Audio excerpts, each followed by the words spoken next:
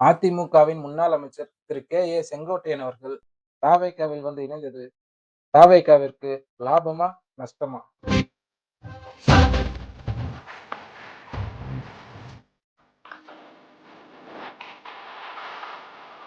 காப்பியை விட கப்பு சூடா இருக்குன்னு கேள்விப்பட்டிருப்பீங்க.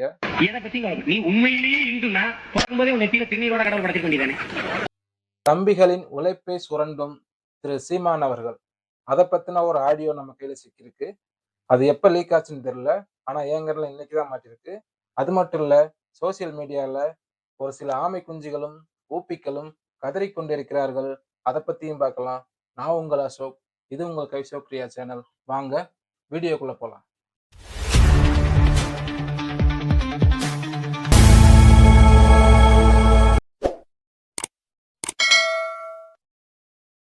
அதிமுகவில் இருந்து விலகி தாவேகாவில் இணைந்த திரு கே.ஏ. செங்கோட்டையன் அவர்கள் தாவேகாவிற்கு ஒரு மிகப்பெரிய பலம் தான் சொல்லணும்.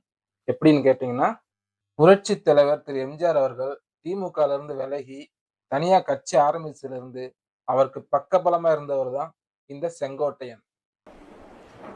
ஒரு இயக்கத்திலே நான் பணியாற்றுவது முழுமையாக அந்த இயக்கத்தில் இருக்கும் வரை அடிக்கடி நல்லா ஜம்ப் பண்ணிருக்கேன்னா தினம் ஒரு கட்சிக்கு போயிருக்கேன்னா கிட்டத்தட்ட 50 ஆண்டுகளா ஒரே இயக்கத்துல இருந்து திரு எம்ஜிஆர் ஜெயலலிதா அவர்களோட விசுவாசியா இருந்தவர் தான் இந்த செங்கோட்டையன். 1 கோடி பேர் பாக்குறாங்க எங்க சேனலை. நாங்க அதனாலதான் 10 சேனல் போட்டு இறங்குற இடத்துலயும் எடுக்கிறோம், என்ன வைக்கிற இடத்துலயும் எடுக்கிறோம், அங்கேயும் எடுக்க. நீங்க தானே சொல்றீங்க, எனக்கு சொன்ன ஒரு ஓனர் சொல்லியிருக்காரு, 4 ஓனர் கேட்டுக்கிறீங்களா? அப்படிப்பட்ட ஒருவர் தாவேகால வந்து இணைகிறதுக்கு காரணம் என்ன? என்னதான் பழமை வாய்ந்த கட்சிகள் தமிழ்நாட்டுல இருந்தாலும் மக்கள் விரும்பும் ஆட்சி அப்படின்னு ஒண்ணு இருக்குல்ல. இப்போதைய சூழ்நிலையில மக்களோட சப்போர்ட் யாருக்கு அதிகமா இருக்குன்னா நம்ம தளபதி விஜய்க்கு தான் அதிகமா இருக்கு. அத திரு செங்கோட்டையன் அவர்கள் பிரஸ் மீட்லயே சொல்லியிருப்பாரு. அப்ப மக்கள் வரவேற்கிறாங்க நோக்கம் தானே அது. தூய்மையான மக்களாட்சி கொடுக்க முடியும்னா அது தளபதி விஜயால மட்டும்தான் கொடுக்க முடியும். அதனாலதான் தளபதி விஜய் தலைமையில மக்கள் பணியாற்ற அவர் சம்மதம் சொல்லியிருக்காரு. இன்னைக்கு அவங்களுக்கும் அவங்களோட இணைந்து பணியாற்ற நம்மளோடு கைகோர்க்கும் அனைவருக்கும் மக்கள் பணியாற்ற வரவேற்கிறேன். திரு கே.ஏ. செங்கோட்டையன் அவர்களுக்கு நன்றியும் வாழ்த்துக்களையும் கைசோக் பிரியா சேனல் சார்பாக நான் அவருக்கு சொல்லிக்கிறேன்.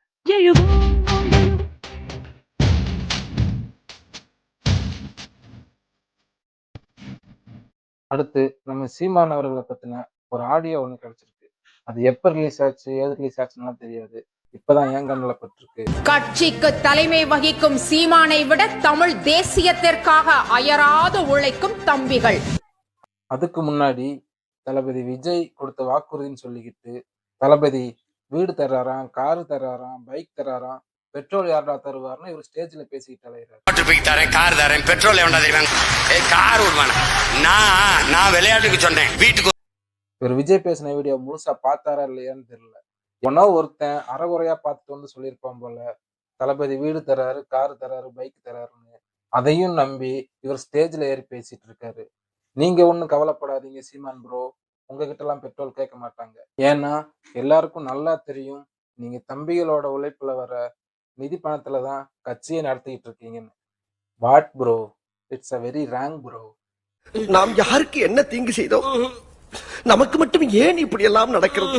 தளபதி விஜய் காந்திபுரம் மக்கள் சந்திப்புல எந்த இடத்துலயுமே காரு தரேன், வீடு தரேன், பைக் தரேன், இலவசமா தரேன்னு சொல்லவே கிடையாது.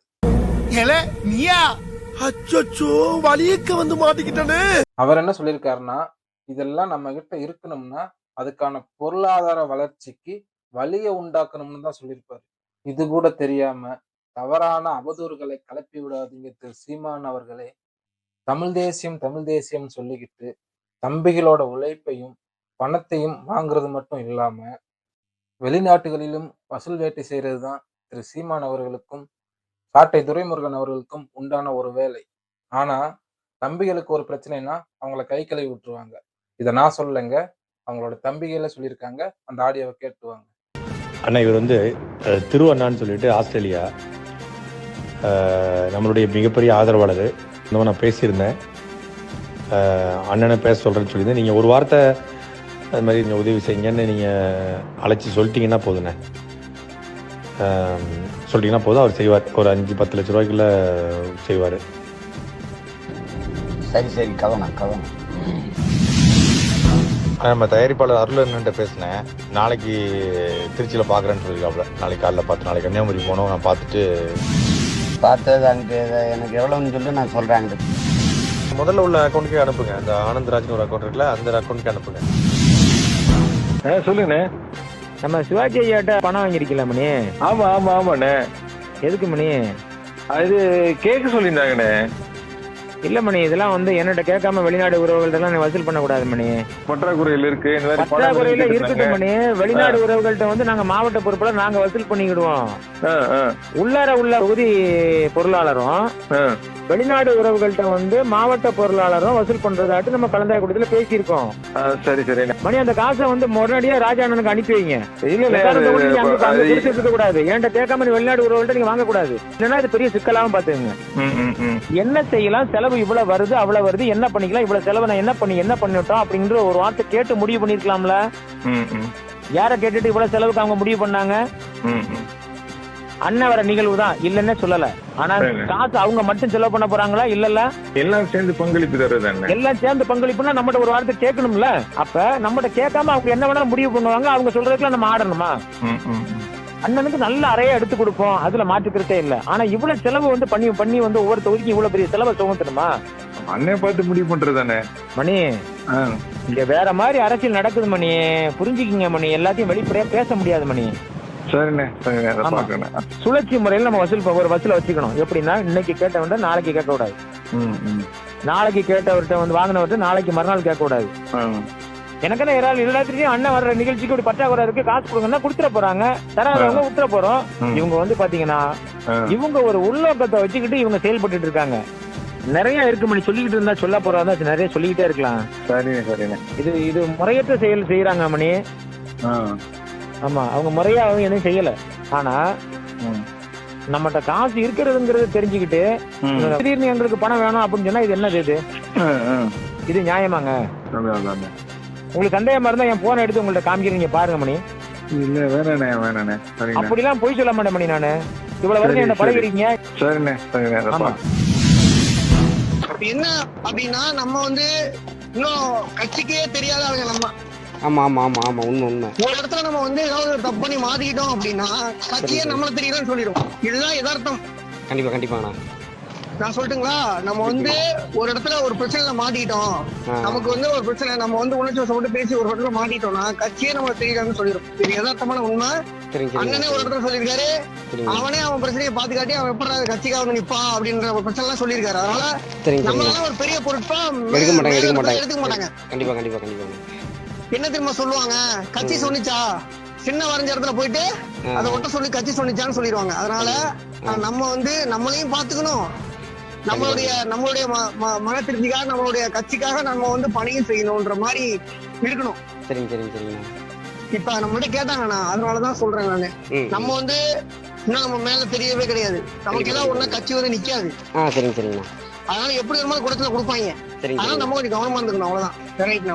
ஓகே. கேட்டீங்களா? இப்பவாச்சும் இந்த NTK தம்பிகள் கொஞ்சமாச்சு திருந்துறதுக்கு முயற்சி பண்ணுங்க. உங்களோட உழைப்பை மட்டும் எடுத்துக்கிட்டு உங்களை தண்ணி தெளிச்சு விட்டுருவாங்க. காப்பியை விட கப்பு ஏன் சூடாகுது? தளபதி விஜய் எங்க என்ன பேசுனா உங்களுக்கு என்ன? ஒரு ஆளுங்கட்சி விமர்சனம் பண்ணா ஆம குஞ்சுகள் வந்து கதறிட்டு இருக்கானுங்க. உங்களை பத்தி அவர் ஏதாச்சும் பேசுறாரா? ஏன் வாண்டடா வந்து அசிங்கப்படுறீங்க? நான் உங்களை பத்தி பேசுனா நீங்க என்ன பேசுங்க, அதை விட்டுட்டு தளபதியை பத்தி பேசுற வேலை வச்சுக்கிறாதீங்க. அப்புறம் இப்படிதான் வச்சு செய்வோம். முதல்ல தளபதி விஜய் அண்ணா என்ன பேசியிருக்காருன்னு நல்லா கேட்டுட்டு வந்து அதுக்கப்புறம் விமர்சனம் பண்ண சொல்லுங்க உங்க தலைவரை. ஓகே கைஸ், எல்லாரும் வீடியோ பாக்குறீங்க, ஒரு லைக் பண்ணிட்டு கமெண்ட் பண்ணுங்க, மறக்காம சப்ஸ்கிரைப் பண்ணுங்க. நீங்க தர சப்போர்ட்ல தான் நான் அடுத்தடுத்த வீடியோக்கள் பண்ண முடியும். நாம அடுத்த வீடியோல சந்திப்போம். டாடா, பாய் பாய், டேக் கேர்.